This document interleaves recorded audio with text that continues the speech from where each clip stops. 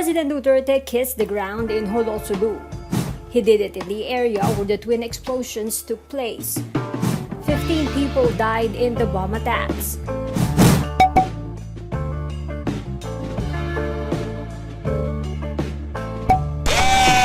Seven soldiers died in the twin bombings. 75 people were wounded.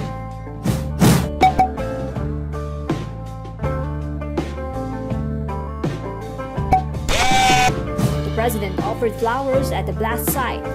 He also went to Camp Chodulfo Bautista to visit the wounded soldiers and talk to troops.